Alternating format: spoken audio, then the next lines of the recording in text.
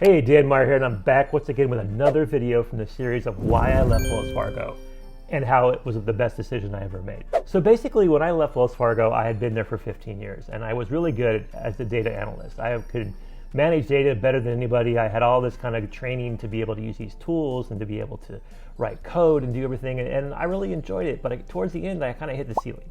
I kept hitting my head. I couldn't go farther up. I wasn't able to make as much money as I wish I could.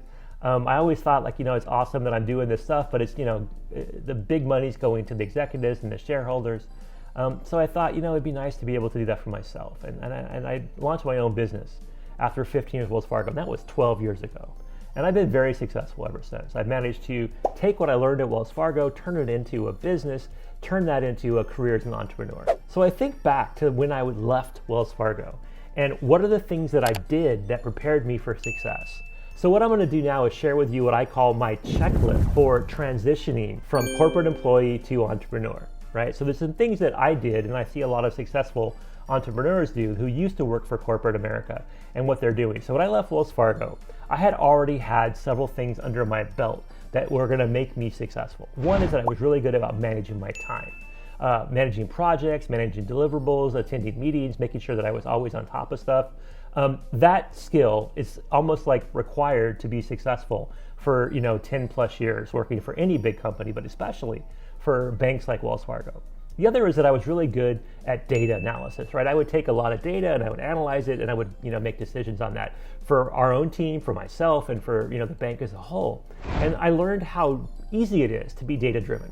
And I'm sure if you, again, worked for Wells Fargo or any other big company like Wells Fargo for 10 plus years, you see a lot of the decisions are made by data, right? You're looking at where opportunity is, you're identifying risk, you're trying to make sure that when you penetrate a new market, you go in the right products, you're looking at your return on investment for your marketing expense. Everything you're doing really is data driven. So those two things really help me. So when I think of my checklist, the first two things I think about is how am I going to manage my time? And what data do I need to make sure that I'm successful? How do I measure my success? How do I set benchmarks? When do I know when I need to cut bait on this idea and go to this idea? What do I need to make as far as money? What are my financial goals? How much do I need to live on? How much do I need to grow the business? How much should I have saved to invest to get started? All these things will be done before you leave Wells Fargo if you're good with data and you're good with managing your projects. And you think about that kind of mentality that you have to be successful at Wells Fargo, you start applying those before you leave to your business, right? So before you leave Wells Fargo, put your business out there as far as a hobby. Don't do anything that competes with the bank. Don't, try to sell directly to bank customers. Those will get you in trouble, get you fired. But you can kind of use that time as you're transitioning when you've decided you want to leave, but you haven't left yet. And for me, that was about 9 months. I decided I wanted to leave, and I told I started making my own business, and eventually my boss found out. And so I said, okay, well, I'm going to leave. I'll give him a 30-day notice. And he said, no, please stay. We need you to finish things up for 6 more months, and then we'll give you your bonus. And okay, cool. So I managed to have a 9-month transition period. That's good. A year, 9 months, 6 months, somewhere in there where you're making money from Wells Fargo as you're planning what you're going to do after you leave Wells Fargo. You need that, right? You want to have a stable amount of money that you can use, because when you first launch out as an entrepreneur, you probably aren't going to make money out the bank, out the door. If you can immediately transition to your own business because you already have clients lined up, that's good, but it's also pretty rare. A lot of your time is going to be spent on LinkedIn, trying to do lead generation and build your network. So before you leave your job, make sure you've buffed out your LinkedIn profile. Be active on it every day. Post stuff, share stuff, compliment and comment on other people's stuff. The best way to get attention isn't to spam them with a message. It's to go onto their page and comment on what they're posting and like it and share it and compliment it. That's the best way to get somebody's attention. So when you build out your LinkedIn profile, you make sure you have a simple website, nothing fancy, just so way people can see what you do and how to contact you. Make sure you have some simple social media. And these are all things that if you don't have time to do them yourself, then you can hire a virtual assistant. One of the lessons I learned in my first business was that I couldn't do it all by myself. And I started identifying the things that I could outsource or delegate to a virtual assistant. So ironically enough, I have a virtual assistant company that I set up as a sideline to what I originally wanted to do, which was to teach people how to do business analysis, right? To do data analytics as a consultant and as a public speaker and as a trainer. But I launched a VA business because I knew that I needed VAs to help me grow my business. So anyway, if you're curious, you can always check out sonicva.com. That's where we do the virtual assisting.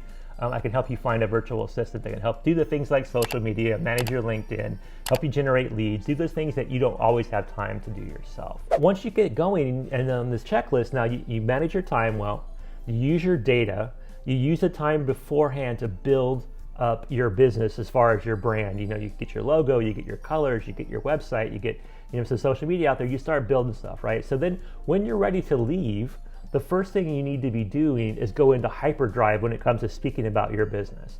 You need to be on, making videos like this. You need to be on social media, constantly talking about what you do and sharing your knowledge, right? You've decided to leave the bank or leave your job because you have this skill set that you're going to monetize and make more money over time than you would if you worked for a company like Wells or any other corporate job. And you need to be able to tell people that. They need to know that you're the expert. You need to be able to be out there and not just be an expert, but be an influencer. And you do that by being very, very active on social media. And again, using that idea of complimenting and commenting on their stuff to not only get their attention, but to get their followers' attention. So you start doing this kind of stuff on social media and it helps you grow. And the last thing that I would recommend that you do if you want to launch your own business is you should do a formal business plan, right? You should do it in the beginning. You should change it when you leave your job. You should change it 6 months to a year into your new business because it's going to evolve. No business plan when you start out with is what you do a year later. But have that structure in place, like formalize it. You may want to set up a company, an LLC, a sole corporation, whatever you want to do. All that kind of stuff you don't have to do right away because you can do a lot of things online using tools like Square or Stripe to take payments. You can do things to manage your business using free tools like Google Analytics and Canva. So there's a lot of ways to grow your business, but you want to have a checklist of things that you want to do. And you want to give yourself a timeline. Again, use what you know from your experience working for Wells or working for your previous employer or current employer. What it is that makes you successful there will make you successful once you leave. So that's my talk for today. Build a checklist for your transition between corporate employee and entrepreneur. I hope it helped.